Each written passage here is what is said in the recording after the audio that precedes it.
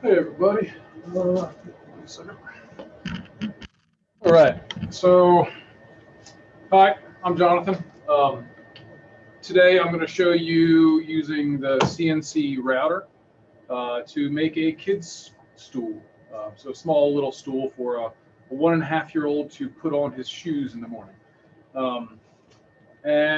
This is one of the many tools in the makerspaces here at William & Mary.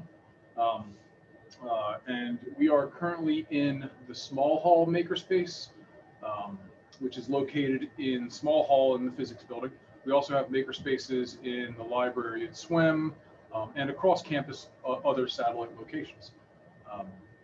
As we go through this process, I will point out different aspects so that you get a little familiar with what we're doing, how this tool is used, and the softwares we use, those sorts of things.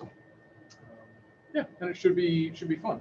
The recipe or pattern that we're going to be using to make the stool, I designed in Fusion 360, and I've done some brief tests, but never actually made it. So we're going to see if it works, and then if we actually cut out the pattern right, does it go together? Yeah. So on that note, I'll go ahead and switch over to Fusion and show you some 3D modeling aspects.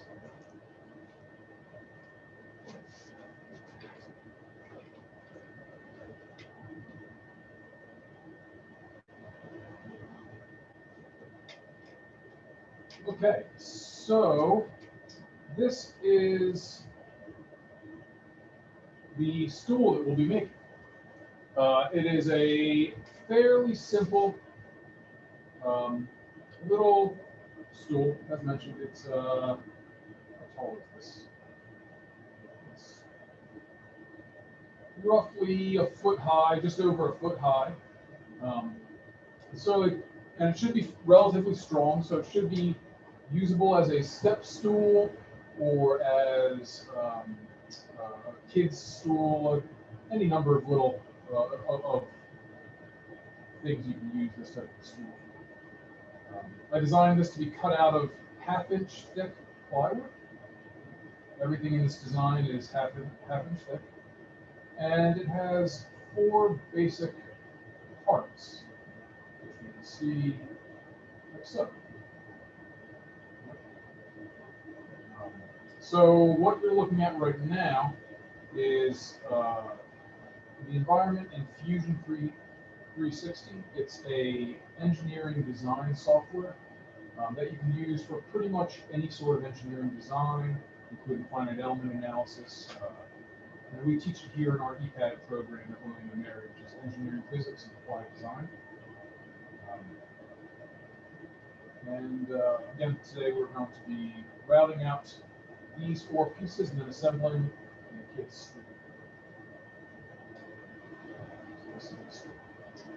In Fusion, once you have the design of the stool, like I have here, we can switch over to what's called the manufacturing environment.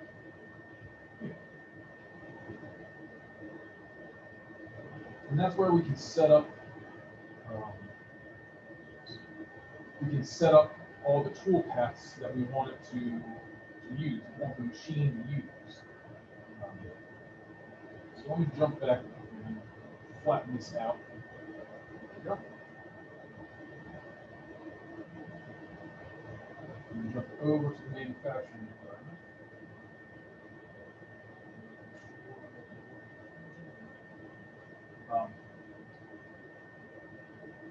So the goal, what we're trying to do here is we're going to take our design that we've designed in Fusion, and we're going to come up with what are called tool paths. We're going to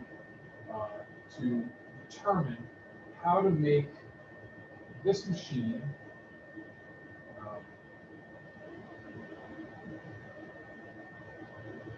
how to make the CNC router use its cutting blade to cut out each of these parts properly. So in Fusion, you've got a lot of different options. These are all different ways that you can cut things out. It's not so straightforward, but you can go through and select, for instance, if I want to make this hole here, I can I can set it up so that it makes a spiral pattern with a spinning blade and comes down and carves that hole.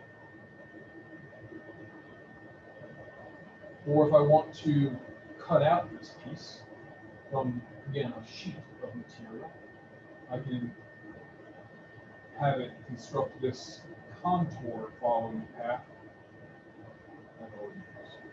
So I've already gone ahead and done this and have it broken out into two basic patterns.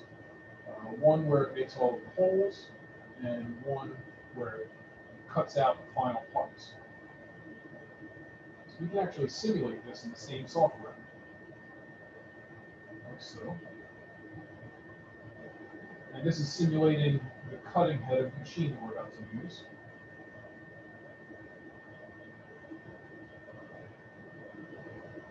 And you'll see the machine will start moving around the piece of plywood. This is a standard 2-foot by 3-foot piece of plywood that I bought at Home Depot. It's a 1/2 inch thick, 2-foot by 3-foot piece of pre-sanded plywood. Relatively inexpensive.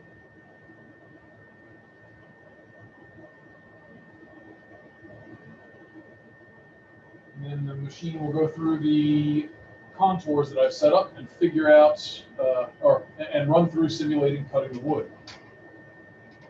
And we simulate it, and then we test it even after we simulate it, because oftentimes it'll do exactly what we want it to do.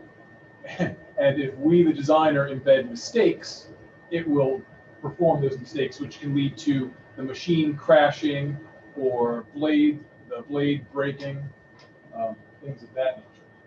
So we'll let this simulation run its course. Now, I keep referring to a blade. What I actually mean when I refer to a blade for a system like this, which is a CNC router, we're going to end up using what's called end mills. Right? So this is an end mill. Specifically, this is a 1/4 inch 2-fluted end mill. And in the head of the machine, this end mill, which is made out of steel, will spin around at a really high RPM, moving around, cutting the wood. Right? So this is a very sharp end mill. They come in all different shapes and sizes. Big ones, of course. You can have V style with a pointed tip. So if you can see that. You can have pointed ones for engraving or for making chamfers in your designs. Small bits, big bits. You can have bits that are specific to unique material types. So for instance, this sort of blade one only has a single blade on it. And this one is used for cutting acrylic, plastic, or other materials similar to that. Yeah, they come in all different shapes and sizes.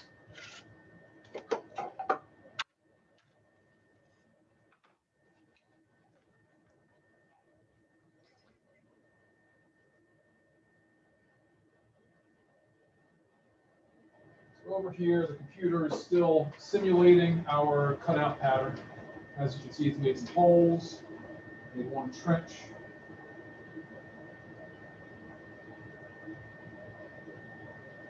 And we'll keep going through. This technique is used on a variety of materials.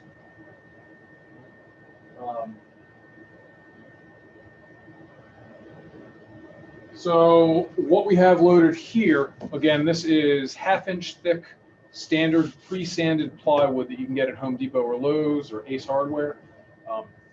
We could set this up or use a similar machine like the Tormach mill, which is right behind you. Again, here we're in the small hall makerspace. We could use a machine like this to do the same process, but cutting steel or cutting aluminum or other materials like that.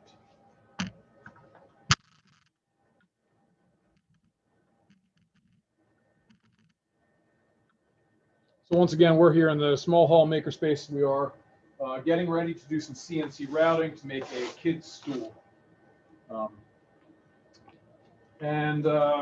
Again, this is 1/2-inch thick plywood. If we wanted to, we could set this machine up to do aluminum as well, aluminum plate stock. While I've been talking, of course, the computer has been simulating the pattern. So you can see the simulation is almost done. We'll speed it up.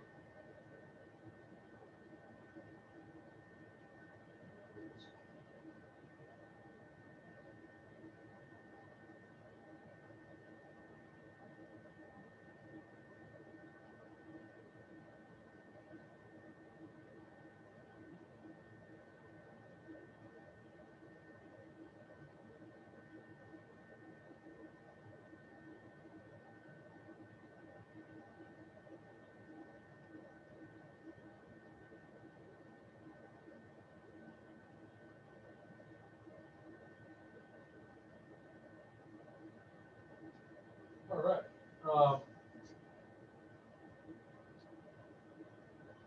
Now, once we have our model and we have this tool path generated, we can spit it out and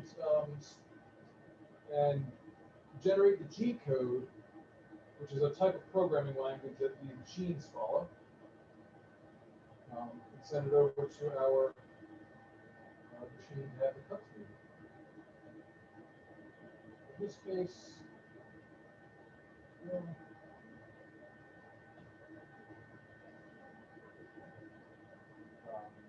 G code is a fairly old programming language that a lot of machines like this in the mill, 3D printers, the lathe, a lot of computer-controlled manufacturing systems run off of G code.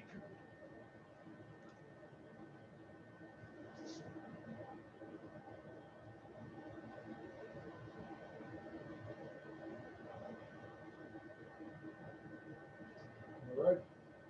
And G code, to give you an idea, it's painful to look at. It looks something like this. There you go. That is G code. That is the programming language that these machines operate on. Luckily, we don't ever have to program that now. We have softwares like Fusion 360. If you go into engineering, sometimes you will have to hand program G code routines, but there's great softwares out there to help us.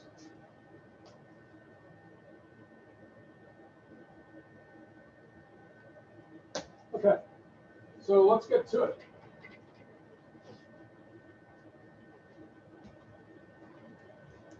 So I've already got the 1/2-inch thick plywood loaded up on this.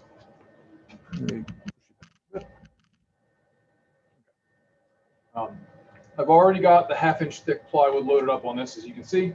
And it is clamped down using some simple little clamps, like this guy here. We want to make sure that our pattern that we're going to cut things out with doesn't hit or run into any of the clamps. That can be problematic, right?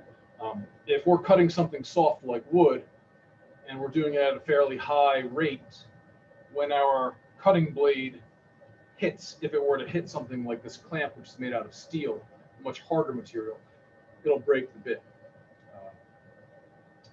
And we don't want that to happen, obviously.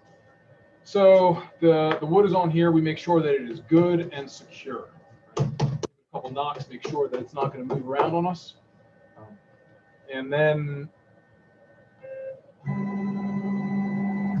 going to bring the head up, and I've already loaded the bit. So the bit that we're using for this operation is a 1/4 inch 2-flute end mill.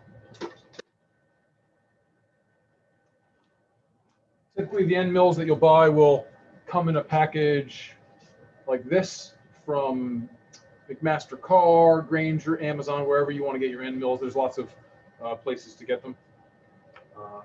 And you can see this is a slightly different type. Same size, it's a 1/4 inch. This is a high strength steel. end mill. You mount this into what's called a collet. Right? So this is the collet, an ER20 collet that holds the end mill. Like so, push it in. And then the collet screws up here onto the motor. This motor is called a spindle. And then the motor, we can program in what rate it runs at. Right. So there I've just spun it up so you might be able to see it spinning, or it might be spinning too fast for the camera. Let's see.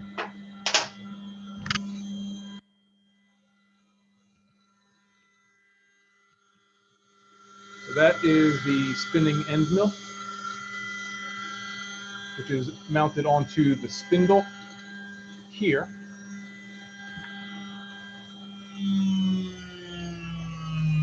And then this is all a vacuum enclosure with the tube that goes to the shop vac, so that as we start cutting wood, the dust and chips and whatnot will get sucked up into here and pulled off into the shop vac, which is under the table.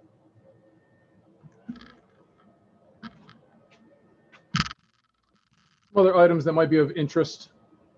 So on a system like this, again, this is a CNC router. We're here in small hall makerspace, and we're about to start CNC routing out a children's stool out of a single piece of 1/2-inch thick plywood. On a system like this, this is what's called a gantry style robot, or a gantry style CNC router. And that refers to the overhead portion that gives the whole system movement. Like this. You'll see gantry systems like this in a lot of different places. 3D printers are typically gantry style. If you go down to the shipbuilding yards, you'll see giant gantry cranes where they use them to build ships. At train yards, there'll be gantry cranes.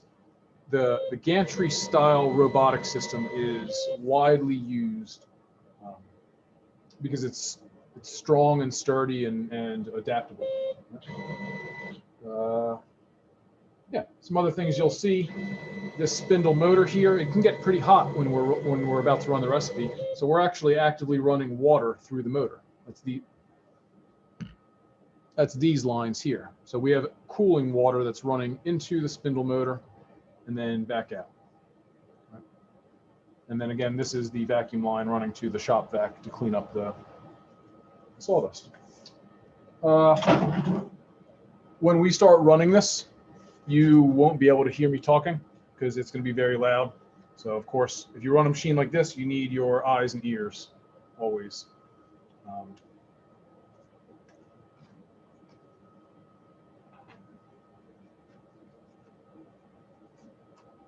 Excellent. Just clear up this workspace a little bit.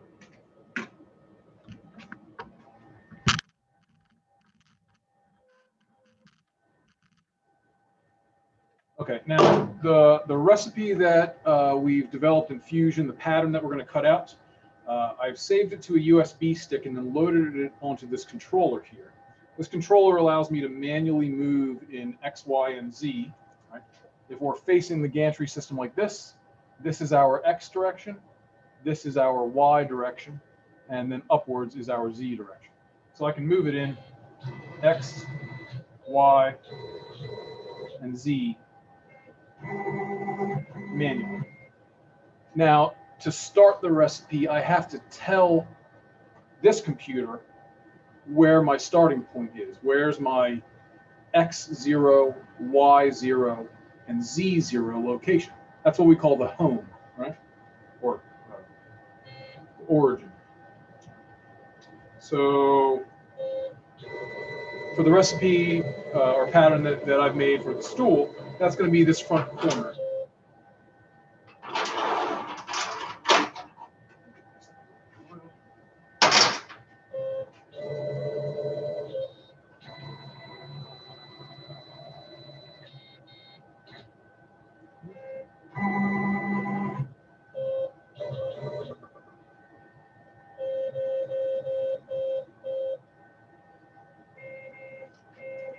So now, this is a very important step whenever you're doing any machining, is we have to find where the Z0 is located, where the top surface of this material is located.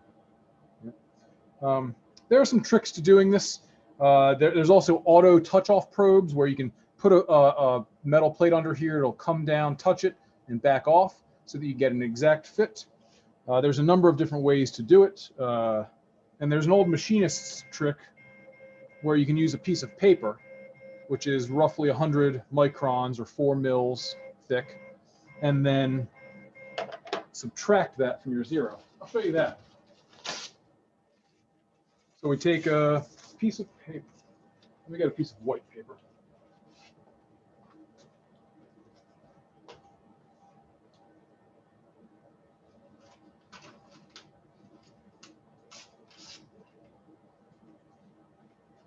Okay, so I've got a simple little piece of white paper, and I'm going to, I'm going to see what's going on.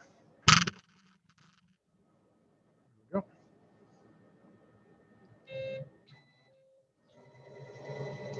If you've ever zeroed a 3D printer, it's a similar thing. We're going to stick the white paper underneath the bit and continually moving it. I'll bring down the head just a little bit at a time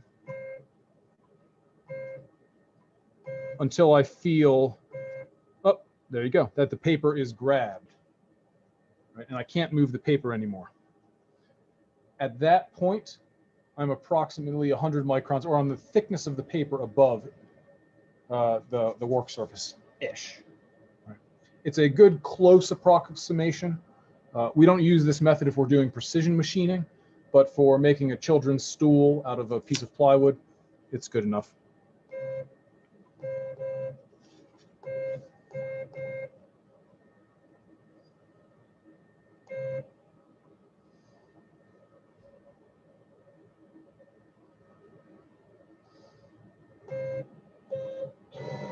And then we're going to check just by running it a little bit.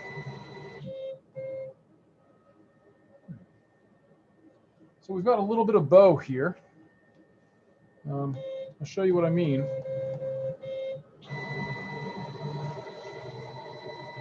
When we're setting up a board on here, we always want to keep an eye out for if there's any bow in the material from the front to the middle or from side to side like this, right? Because then if we set this point here as 0 height, but there's a bow here, now it's going to be digging in when it shouldn't be. And so what we want to do is we want to look around the side.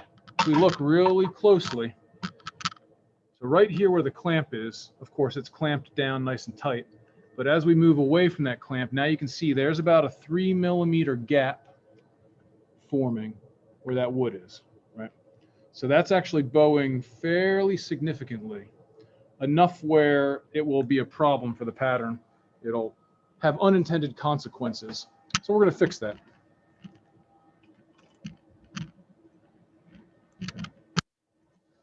Get you all set back up.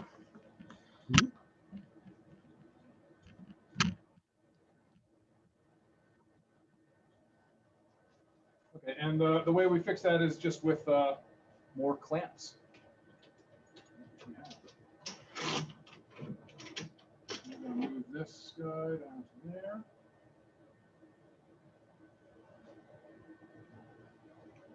Squeezy, squeezy. Another clamp.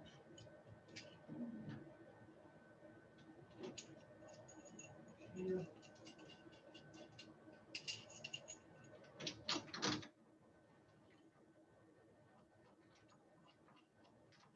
So again, I'm in the small hall makerspace right now.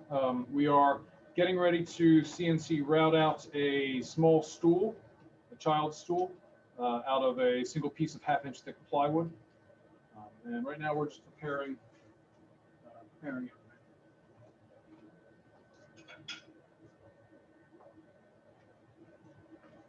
Okay.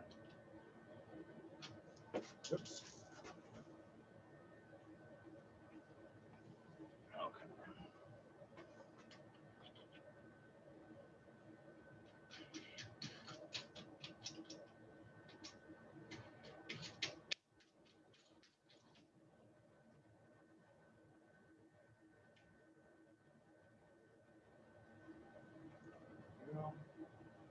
really want to take care to make sure these go into the wood as little as possible. The pattern does come pretty close to the edge here. So that's there. Okay. So I'm gonna, yeah, there we go. Okay, so what we've done is we've added on a clamp because the plywood was bowing a little bit here.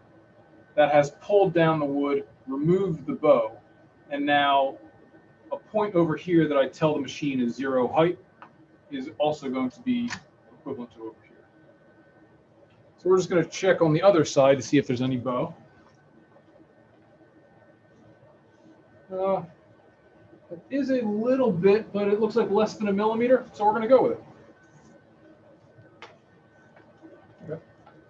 So once again, I'm going to bring back the head.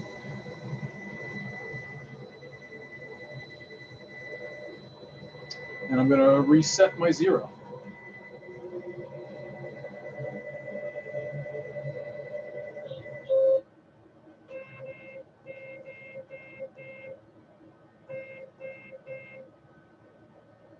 That's where it was. That's where it is.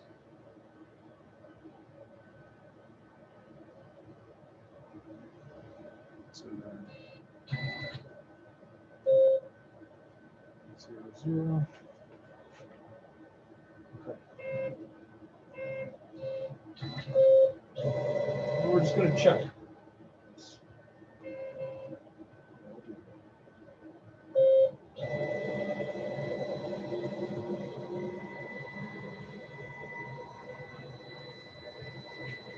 So now I'm just watching to see, does it scrape as it moves along at this particular height? And it looks like it does not, which is great.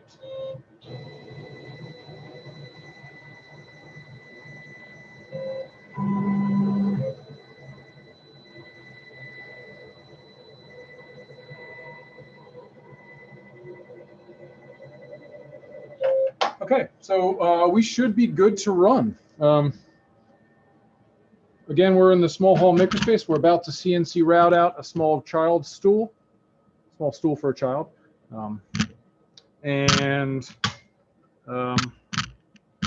This is an untested pattern, so it may work, it may not, it may do things that we don't want to, but we're going to find that out. Okay. So first and foremost, when this starts up, you're going to lose hearing, which is fine, and we'll go from there. So here we go. Vacuum on.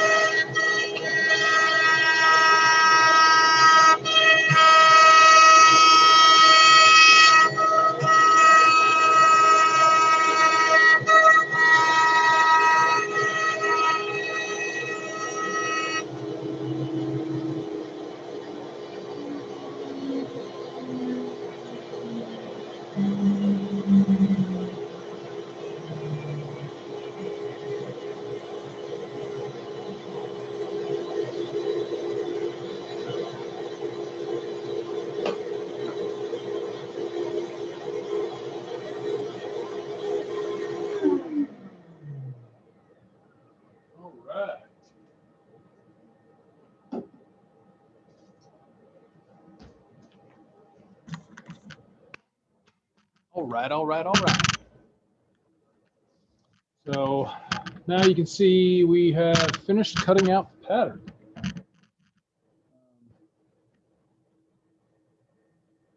I hope you all thought that my camera work was phenomenal. I should be in Hollywood, not an engineer. But yeah, this is the pattern that we wanted to cut out. We got our seat, 2 legs, and 1 cross strut for a simple little stool for my son to sit down on and put his shoes on. And now what we have to do is we need to take it off there and pull the pieces out of the wood and then put it together. So we'll actually be able to see if the pattern has worked or not. Because it's one thing that the pattern cut out and did what we told it to. It's a whole other thing to see if the design I made is worth its weight in wood, which we'll do that right now. And just as a reminder, we are making a kid's stool, CNC routed out from plywood in a flat pack style. The design looks like this, or when it's all put together, it should look something like this. Simple little stool, and then this is the pattern that you see in front of you. Okay, let me get some space around here.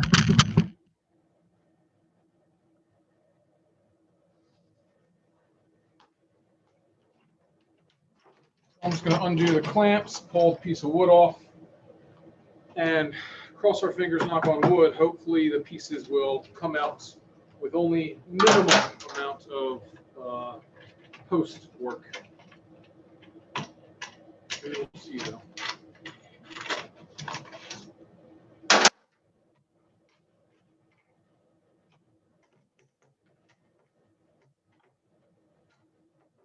Also going to go ahead and pull the cutting bit out from the head. So I'll show you guys that, primarily so that I don't accidentally run my hand into it while I'm pulling the wood off.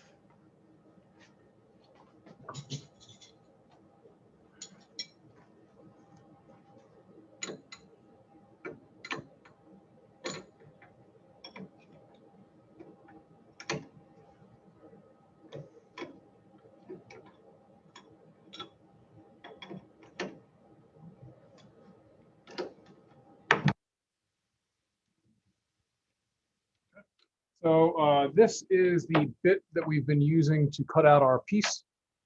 And actually, if you notice, I don't know how well you can see this bit, but this bit has some burning at the tips. It's kind of discolored a little bit and dark now, and that is from this run. That shouldn't happen. That means most likely I was running the motor too fast. The RPMs were too high, and so it was generating a bit too much heat and heating up the blade. In fact, you can. The blade is warm to the touch now, but it was fairly hot when I first pulled it off. And this is the collet holder that we were talking about that holds a blade, or in this case, a flat end mill in it. Okay, so I pulled this off so it wouldn't cut my hand. In fact, it already got me just a little bit. That's life. All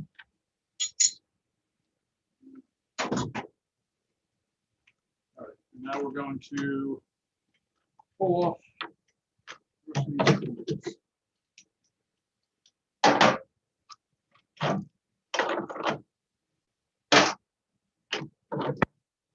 So if you're familiar with furniture that comes flat pack like this from places like IKEA or other sorts of stores similar, a lot of it can be made in a similar fashion using CNC router like this, but much bigger and faster. Additionally, doors, windows, things like that are made using CNC routers. Lots of different products that we use every day are made in an automated fashion using a CNC router. So now, when I lift this up and jiggle it, I can see the parts jiggling a little bit, which is a good sign. It means they're fairly loose. And we want to see if I've cut all the way through. So I'll hold it up so you guys can see. And it looks like, yeah, the pattern worked pretty well. And you can see my hand behind there. So with any luck, I should just be able to push this out. There's the seat. It will require a little bit of sanding and cleanup, but there's the seat. Here is leg number 1.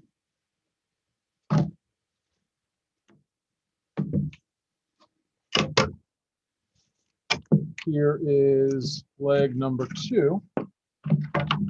And then the last piece is the cross member. I want to show you though, if you look really closely, I have a little cut on my hand, but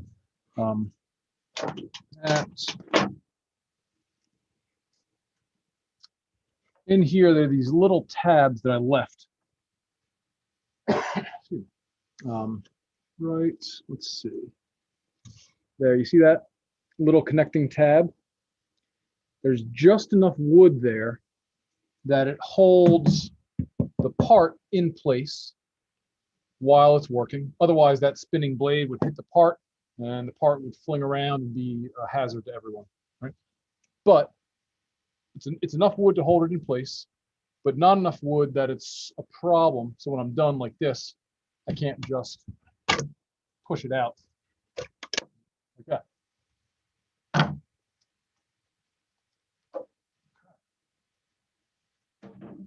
So now, okay, we've got our, looks like the camera's having a problem.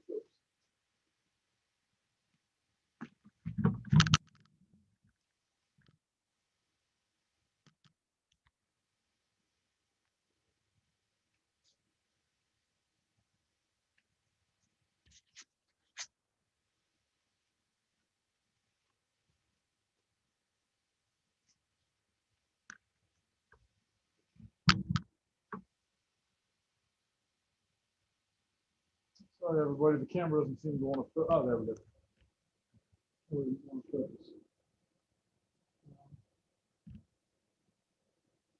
So yeah, so we've got our 4 basic pieces. We've got the cross strut here. Again, these still need some finish work, some sanding and whatnot. But we've got the cross strut. We've got leg number 1.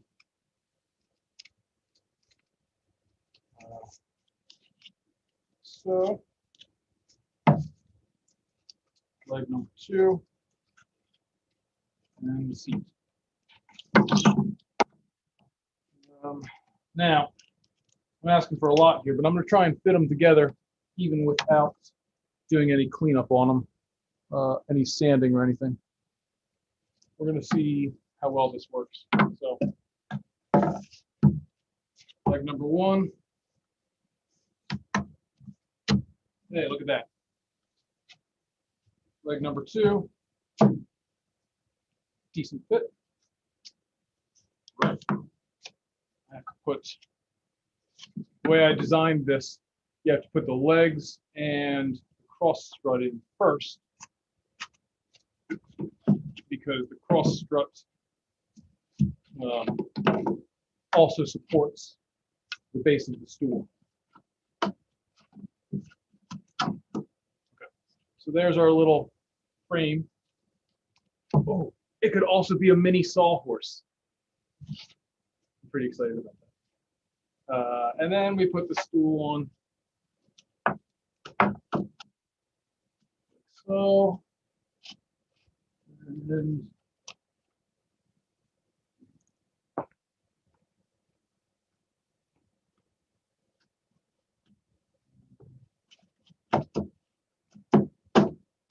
so, all right, and there you have it. Now all we need is a little glue to make sure it won't come apart although that's pretty sturdy just by itself, just pushed together. And then your favorite stain. So it's some sanding, of course. This is a fairly rough cut item.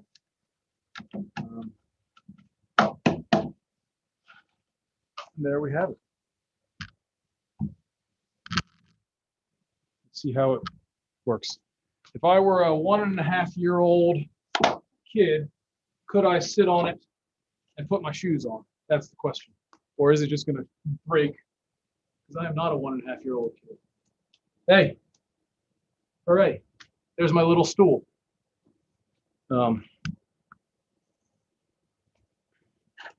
Okay, so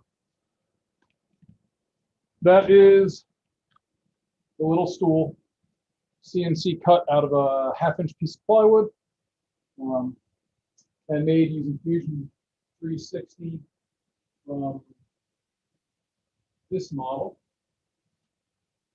There is the individual pieces and the total put together and assembled.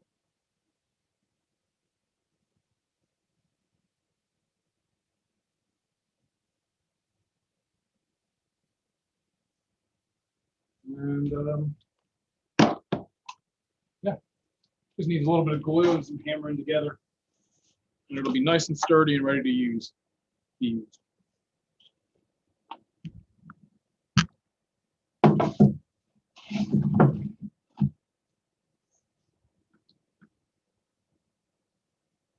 So once again, we are in the small hall makerspace. At the makerspaces at William & Mary, everyone's welcome. So anyone from the William & Mary community, whether you're a current student, faculty, staff, employees, alumni, come on in. We have a great staff of student employees that will teach you anything you want to know, help you learn it. And on our website, we've got a service desk option. You can go there. We're here to help, even if it's not makerspace related. If you want help with calculus homework, one of us probably can lend a hand. Yeah, take care and stay tuned for the next streaming sessions. We're going to be streaming all sorts of different things that we make. I know there's a lathing stream coming up. There's some 3D printing.